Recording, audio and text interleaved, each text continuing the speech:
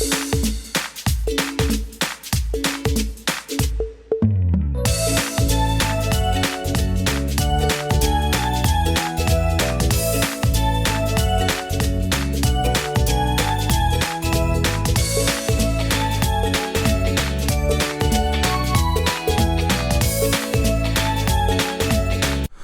Hello दोस्तों, कैसे हैं आप लोग। मैं हूं विजय शर्मा और आज की इस वीडियो में मैं आपसे बात करने वाला हूं फाइनेंशियल मार्केट मैनेजमेंट, जो 12th क्लास का एक सब्जेक्ट है जिसे हम कैपिटल मार्केट ऑपरेशन के नाम से भी जानते हैं। इसका एक टॉपिक डिक्लेरेशन ऑफ डिफ़ॉल्टर, और ये एक जनरल टॉपिक है। तो आप अगर इस सब्जेक्ट को नहीं भी पढ़ रहे हैं तब भी आप जान सकते हैं कि डिक्लेरेशन ऑफ डिफ़ॉल्टर, एक ट्रेडिंग मेंबर जिसे डिक्लेयर कर दिया जाता है डिफ़ॉल्टर, क्यों किया जाता है, यही हम बात पढ़ने वाले हैं इस वीडियो में। तो चलिए दोस्तों, शुरू करते हैं आज की वीडियो।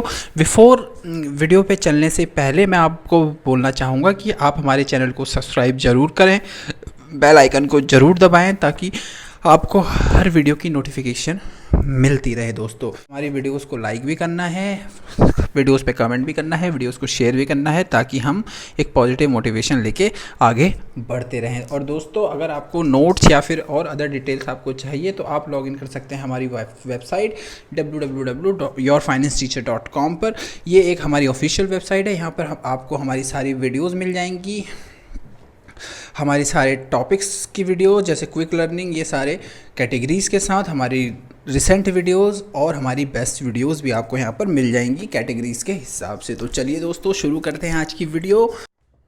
तो दोस्तों, डिफ़ॉल्टर के बारे में जानने से पहले हमें जानना पड़ेगा कि डिफ़ॉल्टर क्या होता है। डिक्लेरेशन ऑफ डिफ़ॉल्टर के बारे में जानने से पहले हमें ये तो पता चले कि डिफ़ॉल्टर क्या होता है दोस्तों। तो चलिए दोस्तों, पहले डिफ़ॉल्टर जानते हैं। तो डिफ़ॉल्टर वो होता है दोस्तों, मान लीजिए एक हमारे रामू काका हैं, है ना, या फिर हम बोल देते हैं इसे राजू। ये है मिस्टर राजू। ये मिस्टर राजू क्या करते हैं? मिस्टर राजू मार्केट में ट्रेडिंग करते हैं, शेयर मार्केट में ट्रेडिंग करते हैं। अब इनको क्या लगा, इन्होंने सोचा कि यार ये ट्रेडिंग मार्केट में मैं ट्रेडिंग मार्केट में मैं ट्रेडिंग तो करता हूँ, शेयर मार्केट में मैं ट्रेडिंग तो करता हूँ, लेकिन यार यहाँ से ना कमाई नहीं हो रही ठीक वाली। अब मुझे कमाई कैसे करूँ? तो इनके दिमाग में ना एक खुराफाती आइडिया आया। इन्होंने क्या कहा? इन्होंने कहा कि अब मैं मार्केट को मैनिपुलेट करता हूँ, मतलब कि कुछ गलत तरीके से पैसे कमाता हूँ, या फिर हमारे राजू जी ने अपने ऑब्लिगेशंस को पूरा नहीं किया, या फिर कोई भी ऐसा काम जो हमारे राजू जी के प्रोफेशन के खिलाफ है, तो वही होता है डिफ़ॉल्टर। लेकिन डिफ़ॉल्टर तो ये हो गए, लेकिन इसे डिक्लेयर कैसे किया जाएगा, कैसे माना जाएगा कि हमारे राजू जी ने डिफ़ॉल्ट सच में डिफ़ॉल्ट किया भी है या नहीं। तो ये जानने के लिए हमें क्या करना पड़ेगा? डिक्लेरेशन ऑफ डिफ़ॉल्टर के बारे में सारी चीज़ें पढ़नी पड़ेंगी। तो चलिए दोस्तों, हम पढ़ते हैं डिक्लेरेशन ऑफ डिफ़ॉल्टर क्या होता है। तो लेट्स गेट स्टार्टेड। तो दोस्तों, जैसे कि हम जानते हैं कि हमारा एक ट्रेडिंग मेंबर है, तो उसके पास कुछ ऑब्लिगेशंस होती हैं, तो वही चीज़ हम पहले पढ़ने वाले हैं। तो डिक्लेरेशन ऑफ डिफ़ॉल्टर का जो सबसे बेसिक एलिमेंट है वो क्या है? Trading member may be declared a defaulter by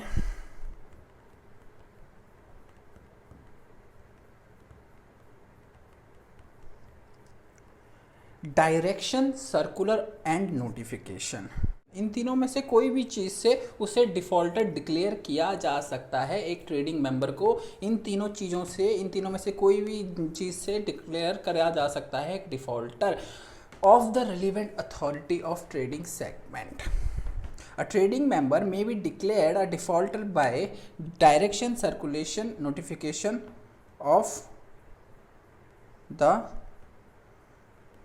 relevant authority। मतलब कि एक relevant authority है, वही हमारे ट्रेडिंग मेंबर को डिक्लेयर करेगी डिफ़ॉल्टर। तो अब ये जानते हैं कि ऐसे कौन सी चीज़ें हैं, ऐसी कौन सी वजह हैं जिनकी वजह से हमारे ट्रेडिंग मेंबर को डिक्लेयर किया जा सकता है defaulter. When he is unable to fulfil his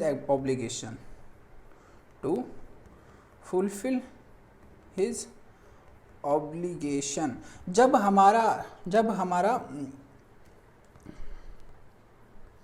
जब हमारा ट्रेडिंग मेंबर अपनी ऑब्लिगेशंस को फुलफ़िल करने में नाकाम रहता है, अपनी ऑब्लिगेशंस को पूरा नहीं कर पाता, वो तब डिफ़ॉल्टर मान लिया जाएगा। मतलब कि हमारे ट्रेडिंग मेंबर की कुछ ऑब्लिगेशंस होती हैं, उन ऑब्लिगेशंस को अगर वो पूरा ना करे तो उसे डिफ़ॉल्टर मान लिया जाएगा। लेकिन हमारे ट्रेडिंग मेंबर की ऑब्लिगेशन होती क्या हैं, ये भी तो जानना ज़रूरी है ना। चलिए दोस्तों जानते हैं। तो दोस्तों मान लीजिए हमारे मिस्टर राजू हैं, ये हमारे ट्रेडिंग मेंबर हैं, आपको पता ही है मिस्टर राजू, ये हमारे ट्रेडिंग मेंबर हैं। राजू जी हमारे ट्रेडिंग मेंबर हैं। अब इनका कर्तव्य क्या है, इनका फर्स्ट क्या है कि इनका कर्तव्य क्या है हमारे राजू जी का, पहला और सबसे बड़ा,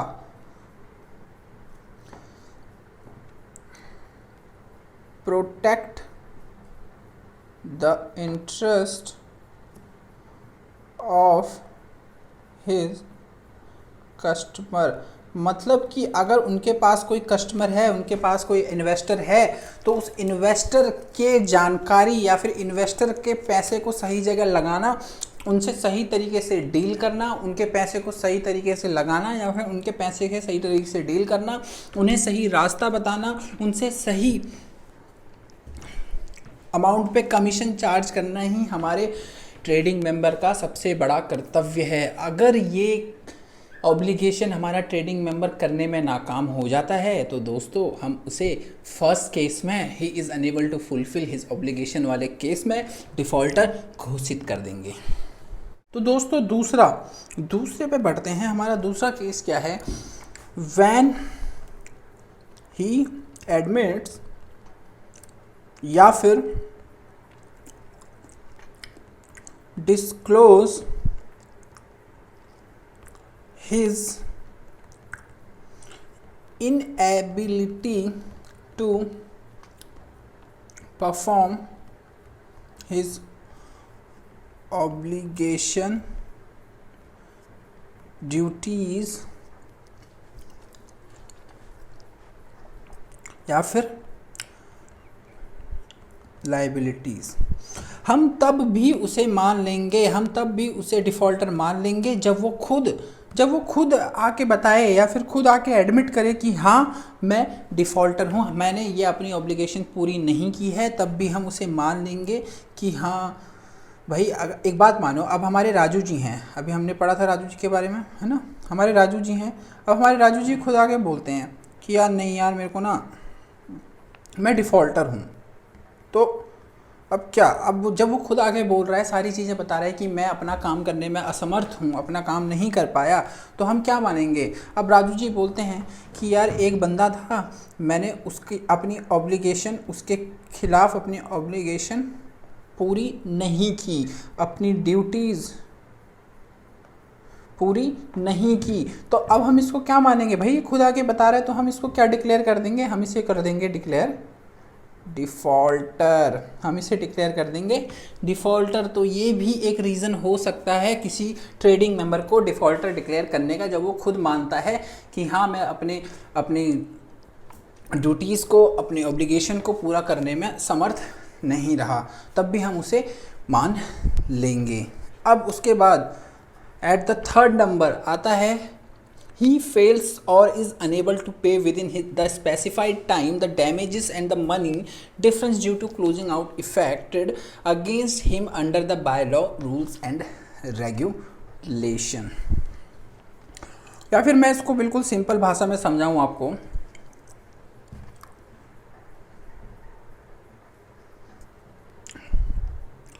when he is unable to pay his liabilities।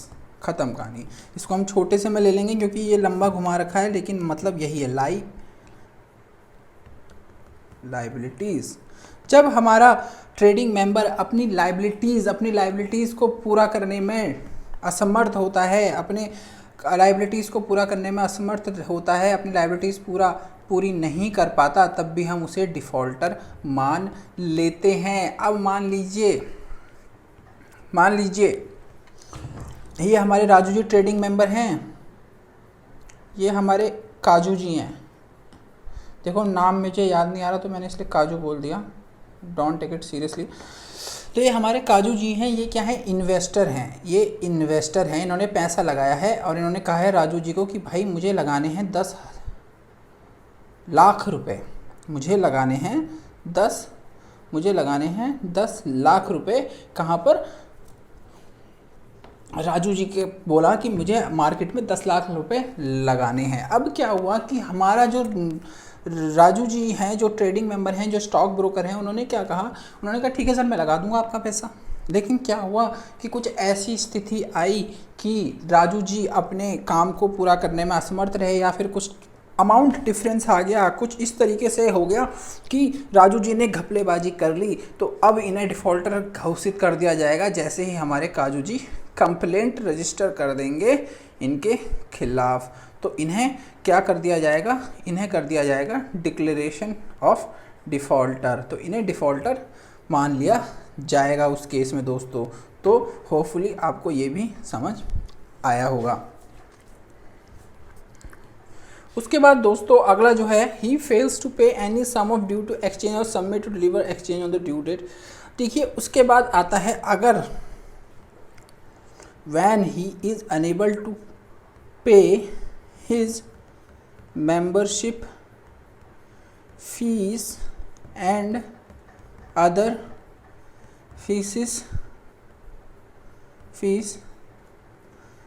related to exchange से रिलेटेड वो अगर कोई भी अपनी मेंबरशिप फीस या फिर और कोई भी फीस पे करने में असमर्थ रहता है, अगर हमारे राजू जी ऐसे कोई काम करने में असमर्थ रहते हैं, तब भी उन्हें डिक्लेरेशन ऑफ डिफ़ॉल्टर मान लिया जाएगा। उन्हें डिफ़ॉल्टर मान लिया जाएगा क्योंकि उन्होंने अपनी लायबिलिटीज़ को पे नहीं किया है, अपनी फ़ीस को पे नहीं किया है, तो वो भी तब भी डिफ़ॉल्टर मान लिए जाएंगे। तो दोस्तों यही कुछ तरीके थे, यही कुछ रीज़न थे जो आपको डिक्लेरेशन ऑफ डिफ़ॉल्टर में काम आएंगे कि डिफ़ॉल्टर क्यों मान लिया जाता है। ये सारे इंपॉर्टेंट पॉइंट्स थे। वैसे पॉइंट्स और भी हैं, अगर आपको और पॉइंट्स भी जानने हैं तो मैं आपको बता दूंगा, लेकिन आपके जो कोर्स में इतने ही पॉइंट्स एलिजिबल हैं तो मैंने आपको इतना ही बता दिया है। बाकी अगर आपको और जानने की इच्छा है तो कमेंट सेक्शन में मुझे बताइए, मैं आपको और भी बता दूँगा। तो चलिए दोस्तों, मैं मिलता हूँ आपसे अगली वीडियो में, तब तक के लिए बाय बाय। और चैनल को सब्सक्राइब ज़रूर करें दोस्तों, चैनल को सब्सक्राइब करें, वीडियो को लाइक करें ज़्यादा से ज़्यादा, ताकि हमें एक पॉजिटिव मोटिवेशन मिलती रहे।